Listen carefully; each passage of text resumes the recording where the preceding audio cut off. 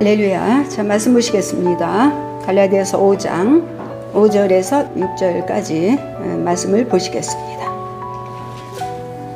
다 같이 읽겠습니다. 시작. 우리가 성령으로 믿음을 따라 의의 소망을 기다리노니 그리스도 예수 안에서 할례나 무할례나 효력이 없으되 사랑으로 역사하는 믿음뿐이니라. 아멘 아멘. 오늘은 이 말씀을 통하여 큰 은혜 받기를 원합니다.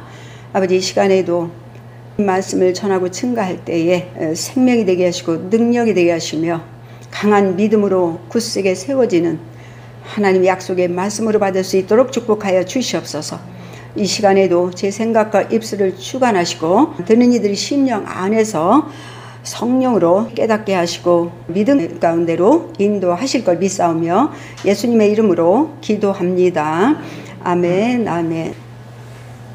오늘 설교 제목은 사랑으로 역사하는 믿음입니다. 다시 말하면 믿음에서 나오는 사랑, 즉 아가페입니다. 믿음도 육신의 것이 아니고 신령한 것이고 육신으로 행하던 사랑과는 전혀 차원이 다른 영에 부어진 사랑으로 살아있는 영으로 행하는 신령한 사랑입니다.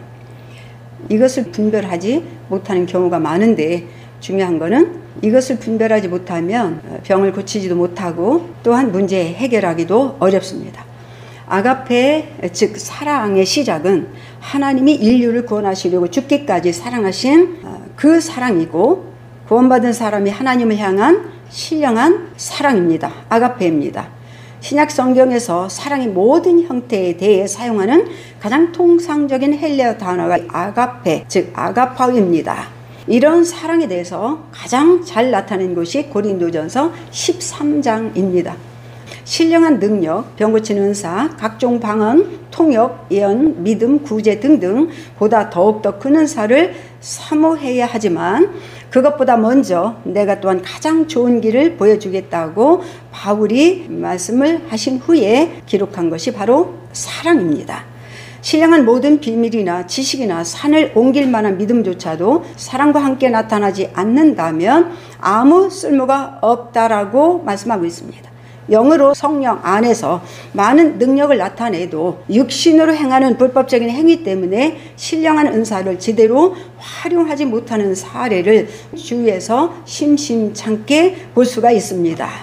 네 이웃을 사랑하고 네 원수를 미워하라 했다는 것은 너희가 들었으나 나는 너희에게 이르노니 원수를 사랑하며 너희를 박해하는 자를 위해서 기도하라고 예수께서 말씀하신 이것이 곧 사랑 아가페입니다. 신약 성경은 처음부터 끝까지 아무 조건 없는 아가페의 사랑을 유지하고 있습니다. 하나님이 인류를 위해서 행하신 무조건적 사랑입니다. 사랑의 다른 표현은 죄를 덮어주는 용서입니다. 하나님이 죄인들인 인류를 용서하시고 구원하신 사랑입니다. 고린도전서 13장에서 더욱 큰 은사라고 말하는 사랑은 다른 신령한 은사 중에 한 종류가 아니고 모든 은사를 은사답게 가치를 높여주거나 가치를 무너뜨리는 판가름이 기준이 되는 표지가 되는 것이 곧 사랑입니다. 그러므로 능력은 많은데 사랑의 은사를 못 받아서 육신의 감정에 따라 판단하고 불량하게 행동하게 되면 자칫 사랑의 은사를 받지 못해서 결국 하나님께서 사랑의 은사를 안 주어서 그렇다라고 하나님께 원인을 돌리는 경우를 종종 보기도 합니다. 잘못된 판단입니다. 아가페 사랑은 육신이 죽어야 할 수 있는 행위입니다. 이 말은 육신은 죽었다 깨어나도 행할 수 없는 사랑이고 신령한 영으로서 행하는 행위라는 말입니다. 은사를 은사다운 가치를 만들어준 가장 좋은 길은 사랑입니다. 이 사랑은 생명 안에 있는 것이며 그러므로 하나님에게서 왔고 그리스도의 생명으로 다시 태어난 영에게 부어주신 것입니다. 그래서 영을 따라 행하며 성령이 도우심으로만이 할 수 있는 사랑이십니다. 하나님은 영이십니다. 그렇기 때문에 죽었던 영이 살아난 곳에 부어주신 이 사랑도 육신적인 것이 아니라 영적인 것입니다. 율법 안에서 내 이웃을 내 몸과 같이 사랑하라고 하신 사랑과는 차원이 다른 사랑입니다. 누가복음 10장에서 예수께서 어떤 율법사가 내 이웃을 내 몸같이 사랑하라니까 우리 이웃이 누굽니까? 라고 물었을 때에 선한 사마리아에 대한 예화를 들었던 걸 기억합니다. 그게 바로 율법 안에서 할 수 있는 사랑입니다. 여기서 이웃에 대해서 예수께서 네가 힘들 때 너에게 도움의 손길을 주는 그가 이웃이라고 얘기하지만 조금 전에 얘기했듯이 이웃이라는 것은 강도나 살인 보고 이웃이라고 안 하죠. 나에게 친밀하게 지내는 사람이 이웃입니다. 그러니까 이웃을 내 몸같이 사랑하라는 얘기는 너와 친밀하게 잘 지내는 이웃과에 대한 사랑. 그렇기 때문에 예수께서 원수에 대해서 미워하라 했다는 말을 또 말씀하신 것입니다. 이렇게 신구약 전체에서 하나님은 사랑이시라고 기록하고 있습니다. 그러나 율법 안에서 하나님은 사랑이 아니라 두려움이었습니다. 지금도 여전히 죄인들에게 하나님은 두려운 존재이시고 심판하시는 분으로 알고 있습니다. 그러나 하나님이 자녀들에게는 하나님은 사랑이십니다. 그럴지라도 사람에게는 언제나 사랑의 하나님으로 나타내셨습니다. 그래서 성경의 주제를 한마디로 축약한다면 바로 하나님은 사랑이시다입니다. 하나님이 사랑 자체로서 사랑을 발생시키는 근원이란 말입니다. 사랑은 하나님의 본질이에요. 피조물이 경험하는 모든 사랑은 하나님에게서 나왔습니다. 하나님께서 인류 역사 속에 직접 들어오셔서 사랑을 드러낸 사건이 곧 출애굽 사건입니다. 백성이 불만과 시험과 여러 가지 반역에도 불구하고 당신의 긍휼하신 사랑을 끝까지 나타내셨습니다. 또한 하나님의 사랑이 구체적인 행동으로 이 세상에 드러낸 사건이 바로 예수 그리스도의 사건입니다. 그리스도를 통해서 하나님의 사랑을 세상에 드러내셨습니다. 하나님의 사랑을 직접 경험할 수 있도록 그리스도를 세상에 보내셨습니다. 복음서를 보면요, 엄청난 예수에 대한 반발과 충돌과 거부를 당하면서도 수많은 환자들을 치료하셨고 귀신을 내쫓았습니다. 내가 죄인을 구출하러 왔다고 말씀하셨고, 그렇게 반발이 심한 중에서도 예수님은 끝까지 나는 죄인들의 구세주이다라고 말씀. 의사는 환자들에게 필요하다라고 말씀하시면서 끝없이 죄인들을 향해서 다가오셨습니다. 세리와 죄인들의 친구가 되셨고 인간에 대한 하나님의 사랑을 행동으로 끝까지 보이셨습니다. 사랑은 하나님의 인격이고 속성입니다. 그러므로 사람이 어떻게 행동하느냐에 따라서 하나님의 사랑의 태도가 결정되는 게 아닙니다. 구약에서 이스라엘 백성들이 하나님을 사랑하기로 선택한 것이 아니라 하나님이 그들을 사랑하기로 선택하셨습니다. 이것이 굉장히 중요합니다. 우리는 저 사람이 나한테 잘하니까 잘하고 잘못하니까 잘못하고, 이것은 아가페 사랑이 아닙니다. 그들을 사랑하기로 선택한 결과로서 하나님은 엄청난 고통과 어려움을 당하셨습니다. 그렇지요? 출애굽하고 그 후손들을 하나님께서 가나안 땅으로 보내기로 약속한 그 약속을 지키기 위해서 하나님은 어마어마한 아픔과 고통과 말을 듣지도 않고 대적하고 반역하고 저항하고 대들었습니다. 돌로 치려고 대들을 정도였어요. 그럼에도 불구하고 하나님은 끝까지 그를 안 버리셨습니다. 이게 하나님의 사랑이십니다. 우리도 자식을 낳고 사랑으로 길렀으나 자식을 통해서 당하는 고통과 어려움은 말로 표현할 수 없는 일들이 많습니다. 그거와 같습니다. 여호와께서 너희를 기뻐하시고 너희를 택하심은 너희가 다른 민족보다 수요가 많기 때문이 아니고 너희들이 더 사랑스럽기 때문도 아니고 너희는 오히려 모든 민족 중에서 가장 작다. 할렐루야. 작으니라. 위 9절에서도 하나님은 사람을 창조하실 때 사랑하기로 선택하고 창조하셨습니다. 아멘. 그러므로 인간을 사랑하는 거예요. 우리가 그분에 대해서 사랑한 조건을 가지고 있다 없다?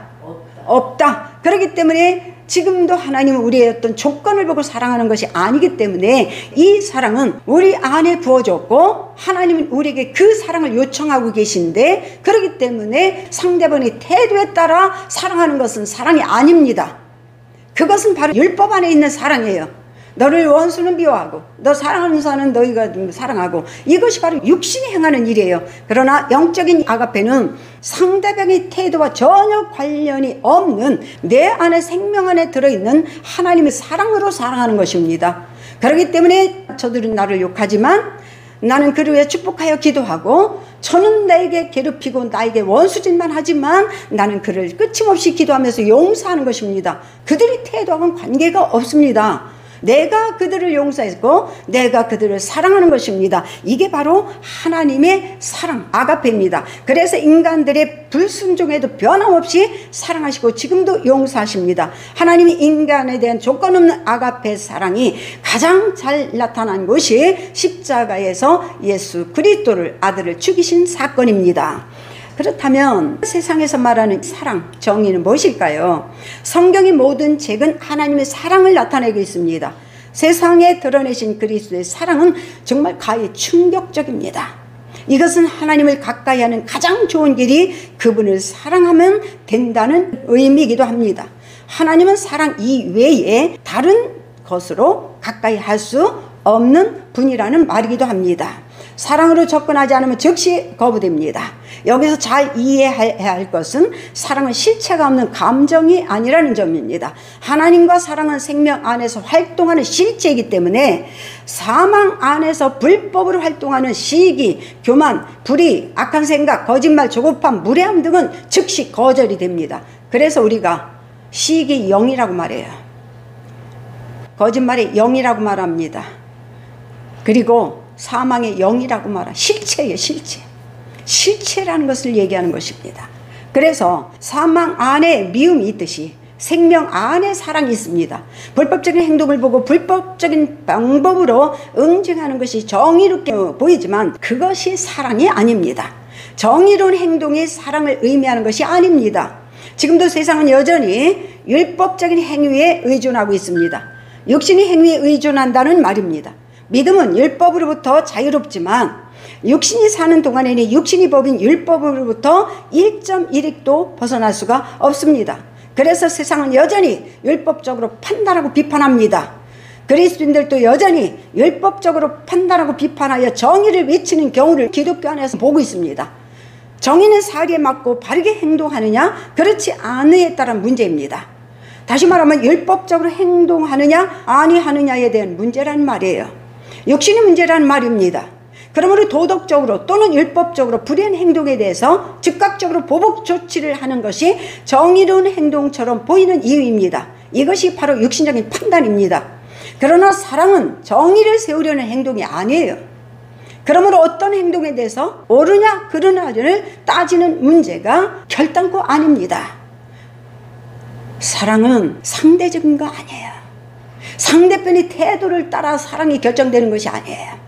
사랑은 오래 참고 온유하며 무례히 행치 아니하며 자기의 이익을 구하지 아니하며 성내지 아니하며 악한 것을 생각하지 아니하며 불의를 기뻐하지 아니하며 진리와 함께 기뻐하고 모든 것을 참으며 모든 것을 믿으며 모든 것을 바라며 모든 것을 견디는 것이라고 사랑에 대해서 정의했습니다.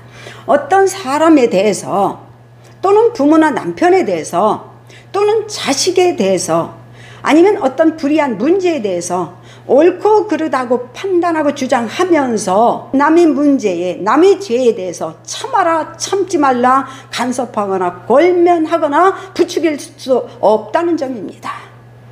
누구라도 믿음과 사랑의 크기에 따라서 불의한 일에 대해서 얼마든지 마음으로 품어 감당하여 불의를 사랑으로 이기고 승리하는 사람은 언제든지 있기 때문입니다. 예수께서 바로 그런 분이십니다. 불의에 맞서서 지지 않는 것이 사랑의 힘이고 능력입니다.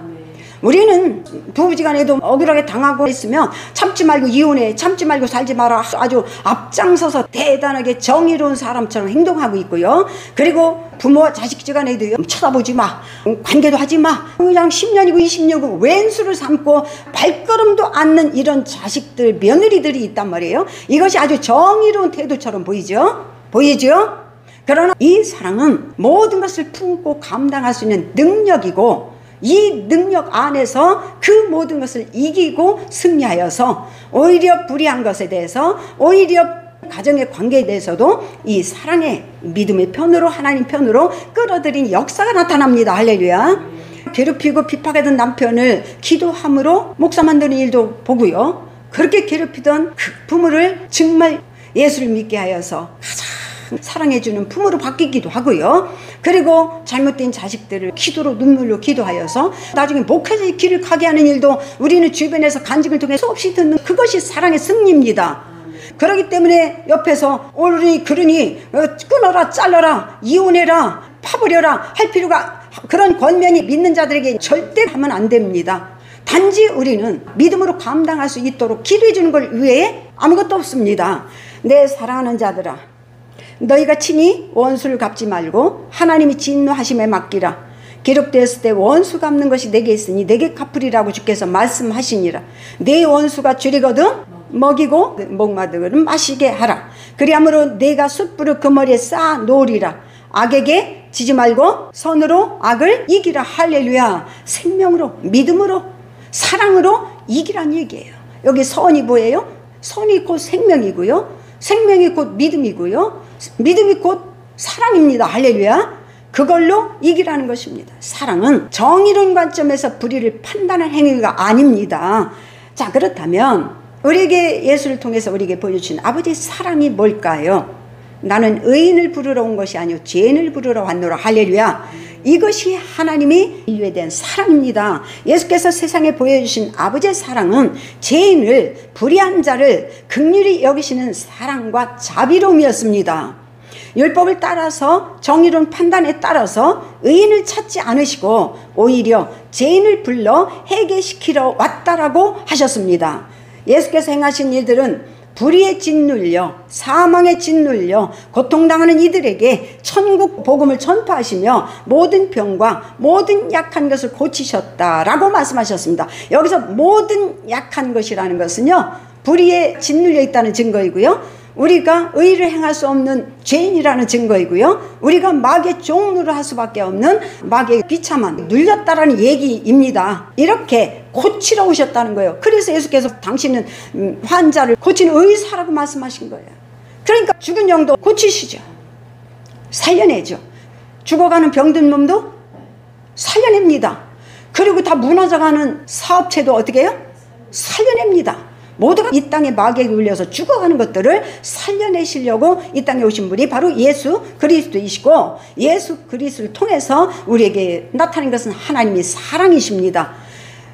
이렇게 여러 가지 선한 일을 행하시는 예수를 돌로 치려는 자들에게도 어떤 보복을 행하지 않으셨습니다. 예수께서 이르시되 이것까지 어떻게 하라?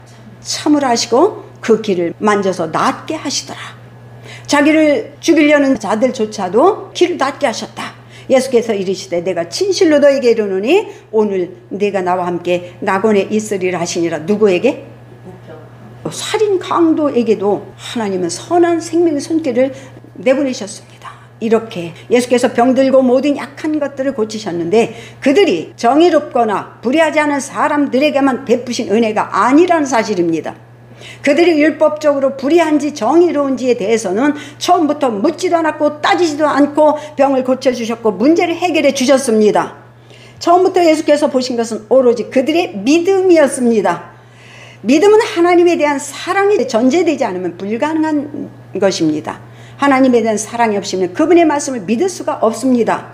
믿음이 크다는 것은 그분에 대한 사랑이 크다는 말이기도 합니다. 한 번은 어떤 교회에 가서 하나님의 사랑과 은혜를 전하고 있을 때였습니다. 어떤 성도가 저한테 정인숙 씨는 하나님이 특별히 사랑하셔서 너무나 부럽다라고 말했습니다. 그때 내가 이렇게 대답했습니다. 하나님은 외모로 사람을 차별하지 않는다라고 말씀하셨습니다. 그래서 하나님이 특별히 편애해서 나를 사랑한다고 저는 생각하지 않습니다. 하나님이 특별히 사랑하는 것처럼 보였다면 그건 내가 하나님을 특별히 사랑했기 때문입니다 라고 대답을 했습니다. 누구든지 하나님을 사랑하면 그 사람은 하나님도 알아주신다고 약속하셨습니다. 아멘. 내가 처음에 작은 사무실을 얻어서 기도처로 삼았던 초입입니다. 한 번은 꿈에서 보여주셨는데 강단도 제대로 갖추지 못해서 강단이 별도로 구별되지 않은 예배처였는데 그 앞쪽 왼편으로 예수께서 들어오셨습니다. 내가 즉시 예수님을 알아보았고 나는 너무나 기쁜 나머지 반가워서 예수님 품으로 몸을 내가 안겼습니다. 그랬더니 주께서 두 팔로 나를 품으로 안으시면서 내가 주님이 품에 안겨서 주님, 내가 주님을 얼마나 사랑하시는지 아시죠? 라고 말했더니 안다. 내가 나를 얼마나 사랑하는지 내가 다 안다라고 하시면서 내 등을 토닥토닥 두들겨 주셨습니다. 나는 예수님이 내 사랑을 알아준다는 것만으로도 아무것도 바랄 것이 없었고 천하를 소유한 것과 같은 행복감에 사로잡혔습니다. 그럴 것이 아무도 없었어요. 주님이 나를 사랑하시고 내 사랑을 알아주시면 더 이상 끝낼 것이 없습니다. 이 정도로 자기가 하나님에 대한 사랑이 자신감이 있어야 됩니다. 지금 이 자리에서 예수님 만나고 주님, 내가 주님 얼마나 사랑하는지 아시죠? 이렇게 자신감 있게 말할 수 있어야 됩니다. 이 사랑은요, 믿음과 비례합니다. 믿음이 크기와 같아요. 믿음이 클수록 사랑의 크기도 크다는 얘기예요. 내 사랑을 알아주시는 주님에 대해서 정말 바랄 것이 없었어요. 우리의 믿음이 적고 큰 것은 사랑의 크기와 비례합니다. 하나님을 사랑하는 자가 말씀에 순종할 수 있고 육신을 죽이고 믿음에 따라서 행할 수가 있습니다. 그래서 예수께서도 아버지나 어머니를 나보다 더 사랑하는 자는 내게 합당하지 아니하고 아들이나 딸을 나보다 더 사랑하는 자도 내게 합당하지 아니하다고 말씀하셨습니다. 어떤 이유로도 하나님을 향한 믿음과 사랑에 대해서 치고대들며 거절해야 돼요. 하나님에 대해서만큼은 거절해야 돼요. 예수께서 바라시는 것은 우리의 믿음이고 우리의 사랑입니다. 그것이 하나님의 사랑이 우리를 통해서 발산하는 통로입니다. 병들고 약한 것을 고치는 행위는 하나님의 사랑의 행위입니다. 그분을 사랑하면 무엇이든지 해결되고 풀어지고 열어지는 이유예요. 하나님은 우리의 사랑을 통해서 당신의 무한한 능력을 어떻게 해요? 선사하십니다.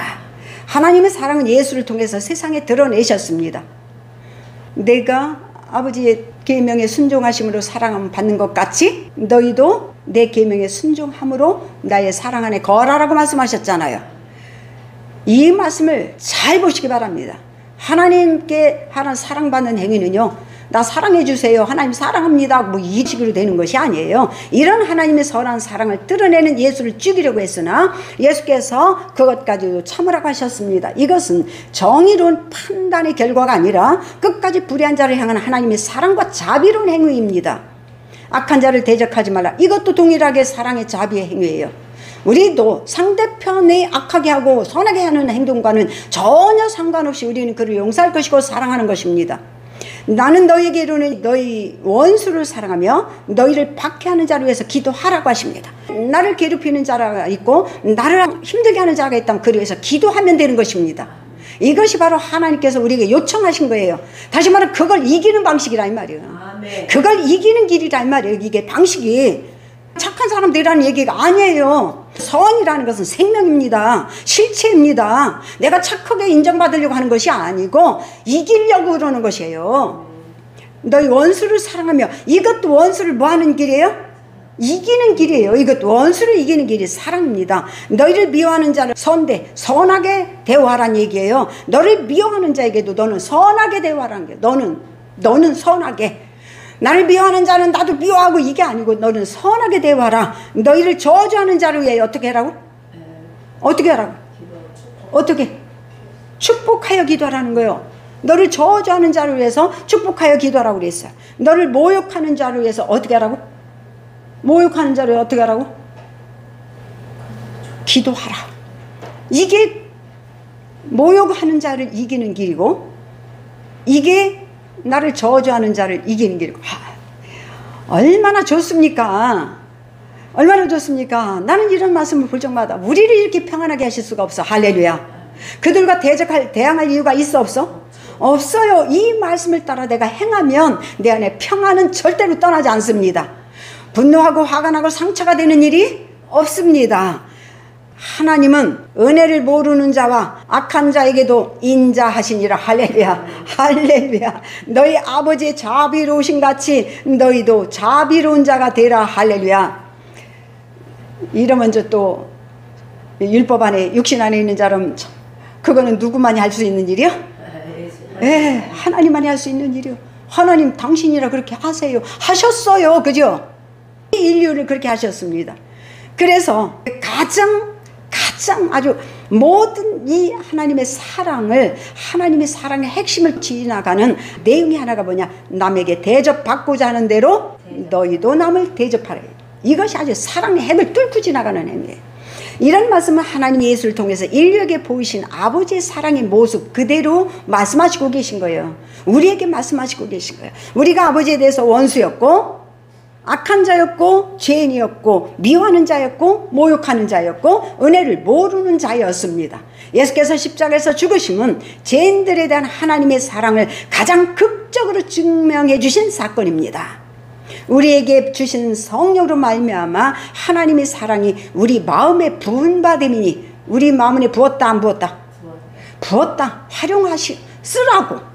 쓰라고 육신의 감정을 따라서 거기 짓밟히지 말고 그 사랑을 쓰라고. 아가페, 무조건적인 사랑을 확장시켜서 쓰란 말이에요.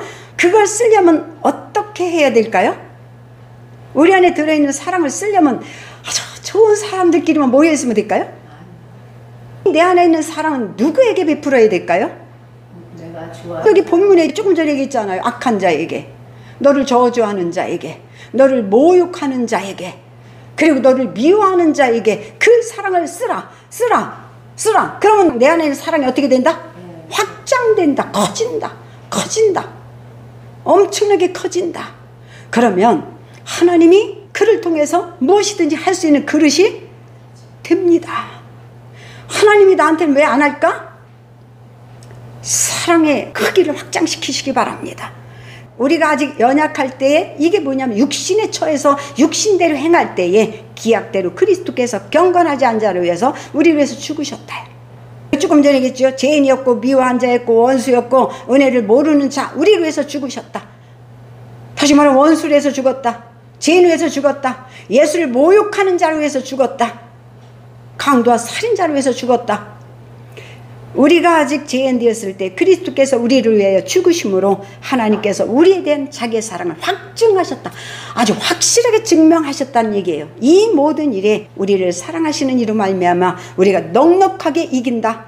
무엇으로부터 이겨? 사망으로부터, 육신으로부터, 감정으로부터, 육신의 뜻으로부터 넉넉히 이기느니라. 사랑의 속성은 대가 없이 베풀고 싶고 섬기고 싶고 타인을 위해 희생하고 싶어지는 감정입니다. 하나님이 사람에게 보이신 사랑입니다. 지금도 그런 사랑을 주려 우리에게 다가오시는 분이 바로 예수이십니다. 그분이 이런 사랑을 거절하는 것이 곧 불법이고 곧 불의이고 곧 죄입니다. 자, 그러면 사랑이 곧 치료제입니다. 무엇을 치료해요? 모든 것을 치료하는 치료제. 사랑 안에 치료가 있습니다. 사랑 안에 회복이 있고, 사랑 안에 평안이 있고, 사랑 안에 문제 해결할 수 있는 능력이 있습니다. 그래서 하나님이 능력을 힘입어 병을 고치려고 한다면 반드시 하나님의 사랑을 받아들이고 그분을 사랑하면 됩니다. 하나님의 사랑은 예수 그리스도이십니다. 예수를 구주로 영접하고 그분의 말씀을 믿고 따르면 그분의 사랑이 우리 영 안으로 들어옵니다. 이는 내 사랑하는 아들이요 내 기뻐하는 자니 너희는 그의 말을 들으라. 할렐루야. 하나님은 사랑이십니다. 그러므로 사랑으로 관계하십니다. 이기적인 자기 욕심이거나 이용하려는 사람에겐 사랑을 나타내지 않으십니다. 하나님은 사랑 안에서 병을 고치시고 문제를 해결하시고 능력을 행하십니다. 미움 안에서, 다툼 안에서 시기와 질투심으로 다가오는 누구라도 하나님의 거룩한 능력을 드러내지 않습니다. 병을 고치려면 하나님의 사랑하는 아들 예수를 믿고 그의 말씀을 믿고 따르면 됩니다. 문제를 해결하려면 하나님의 사랑하는 아들을 믿고 그의 말씀을 듣고 따르면 됩니다. 하나님의 사랑은 모든 것을 고치고 살리는 치료제입니다. 사랑 안에서 살리는 능력이 발산됩니다. 온전히 사랑 안에서 발생됩니다. 우리가 처음 예수를 구주로 영접했을 때 내 안에서 발산되는 것이 하나님에 대한 사랑입니다. 그 사랑은 굉장히 큽니다. 주님에 대해서 모든 걸 드릴 수 있을 것 같다고요. 주님이 하라면 모든 것을 다 할 수 있을 것 같은 그런 강한 사랑이 내 안에 확 솟구칩니다. 그게 바로 첫사랑이에요. 첫사랑. 그 첫사랑은요 누구도 못 말려요. 그래서 요한계시록에 첫사랑을 어떻게 하라고? 회복하라고 말씀합니다. 그러니까 남녀지간에도요 첫사랑을 첫사랑이 그대로 유지되는 경우가 있어 없어요? 없으니까 돌아가라고. 바로 예수님에 대한 사랑, 그 첫사랑만큼 큰 사랑이, 왜냐면 우리가 예수님을 처음 구주로 영접했을 때 정말 없는 줄 알았던 그 예수가 우리의 구세주라는 사실을 아는 순간은요 다른 길은 쳐다볼 계획도 없어요. 오직 예수님이 원하시는 길만 가려고 작정이 마음에서 막 솟구쳐요. 그런데 그게 어떻게 돼요? 자꾸 세월이 가면서 흐려지기 시작해요. 그렇기 때문에 우리는 다시 한번 또 첫사랑으로 돌아가려고 우리는 믿음으로 다시 한번 다짐하고 또 시작하는 것입니다. 이렇게 사랑 안에서 살리는 능력이 발생됩니다. 사랑 안에서 믿음이 발생되고 사랑 안에서 치료가 발산됩니다. 또한 하나님의 모든 피조물은 사랑에 반응합니다. 어떤 피조물도 하나님의 사랑으로 창조됐기 때문에 그렇습니다. 사랑은 하나님이 보시기에 좋은 것이 사랑입니다. 하나님의 사랑은 보시기에 좋지 않은 것이 아무것도 없습니다. 창세기 1장 4절에 보시기에 좋았더라. 하나님이 보시기에 좋은 것이 사랑이에요. 하나님께서 창조한 세상은 항상 하나님 보시기에 어떻다? 좋다. 지금도 하나님이 창조한 사람을 보면 어떻다? 좋았더라. 하나님이 보시기에 좋은 것이에요. 사랑은 보기에 좋은 것입니다. 할렐루야.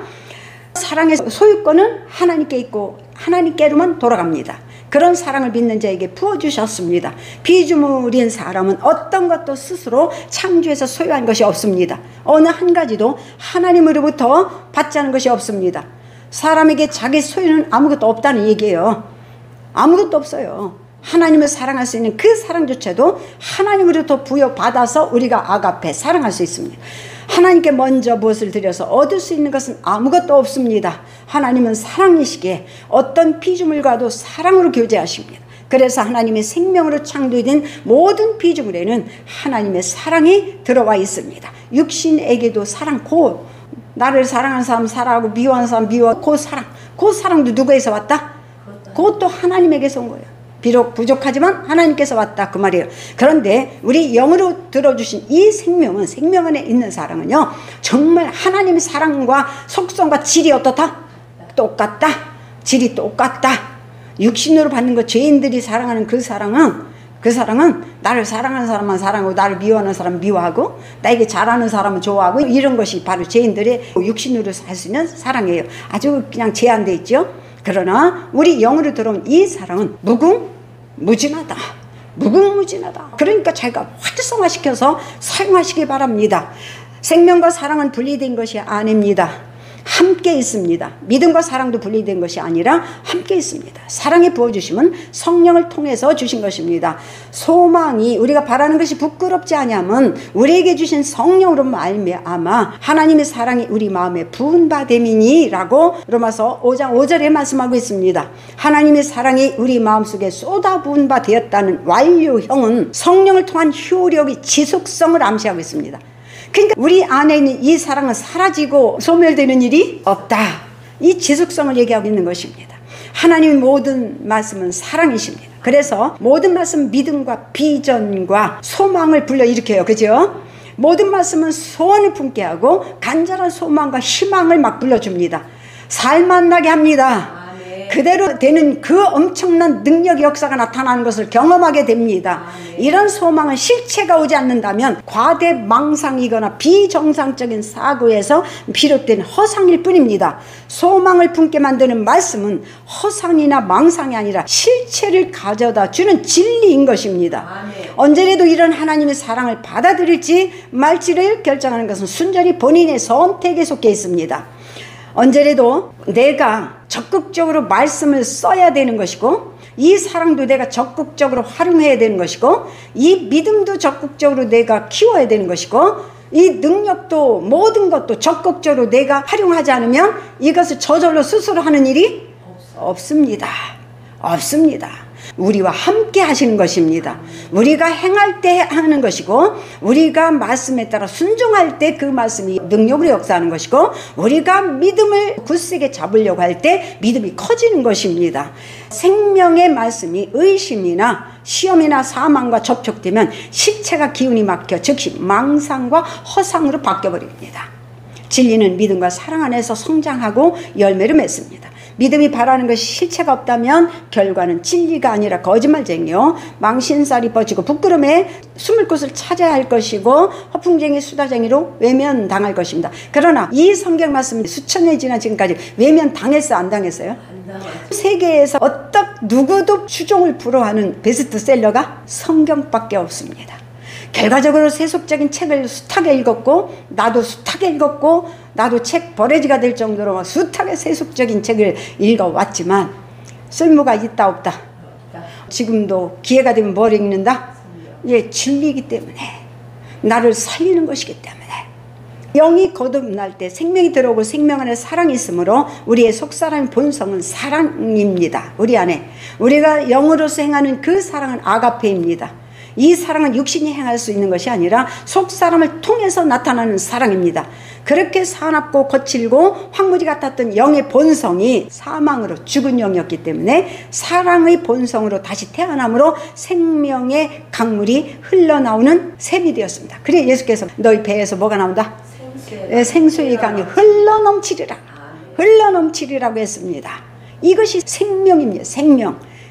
골짜기마다 도두어지며 산마다 언덕마다 낮아지며 고르지 아니한 곳이 평탄하게 되며 험한 곳이 평지가 될 것이고. 할렐루야. 이게 뭐를 마음을 표현하는 거예요. 지금 마음을 표현하는 것이지 저기 언덕배기를 말하고 있는 것이 아닙니다.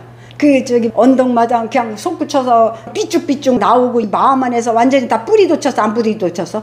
미움으로, 상처로, 아픔으로 뿌리도 치고 엄청나게 험악한 이런 곳이 다 평탄해질 것이요. 할렐루야. 내가 헐벗은 산에 강을 내며 골짜기 광야가 못이 되게 하며 마른 땅에 샘이 구원이 되게 할 것이라. 이게 영 안에서 흐르는 생수의 강을 얘기하는 것입니다. 우리의 소망의 근거는 하나님의 사랑입니다. 하나님의 사랑은 우리의 심령을 통해서 경험하는 것입니다. 이 사랑 안에는 두려움이 없고, 할렐루야. 믿는다고 하면서, 기도한다고 하면서, 하나님 말씀에 순종한다고 하면서 아직도 두려움이 있다면 뭐예요? 사랑 안에 있는 것이 아니에요. 그건 사망 안에 있는 것이에요. 육신 안에 있는 것이에요. 육신은 두려움입니다. 사망은 두려움이에요. 지금도 사단이나 귀신은 두려워 떱니다. 하나님의 심판에 대해서 두려워 떱니다. 거기에 접합되면은요, 두려움입니다. 두려움에서 파생된 것이 근심과 염려와 걱정과 조바심과 초조함과, 그리고 어떻게 될지 모르는 어리둥절하고 갈 바를 모르는 것이고, 어떻게 될지 알 수가 없는 것이고, 앞이 캄캄하고 어떻게 행할 바를 알지 못해요. 그것이 바로 두려움에 속한 파생된 것들이에요. 전부가 다 사망에서 파생된 것이에요. 그러나 온전한 사랑, 다시 말하면 온전한 사랑은요, 영적인 사랑을 얘기해요. 아가페.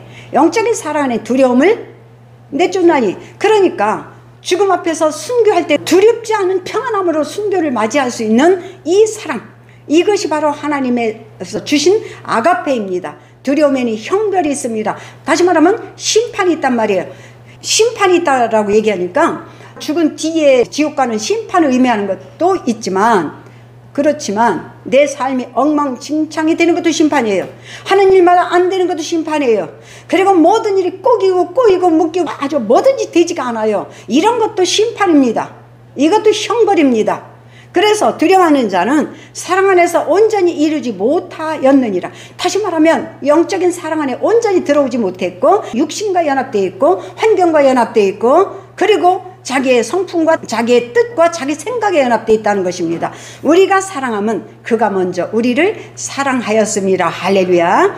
오늘 여기서 설교를 마칩니다. 기도하시겠습니다. 주님, 하나님의 사랑은 우리를 평안으로 인도하시며 생명으로 인도하시며 치료하는 길로 안내하시고 우리가 무엇을 행할지를 알게 하십니다. 하나님은 우리가 어떤 문제를 만나든지, 어떻게 질병에 걸렸고 암병에 걸려서 죽음 앞에 있을지라도 우리는 무엇을 어떻게 행할지를 압니다. 우리는 이기는 길을 알며 승리하는 길을 압니다.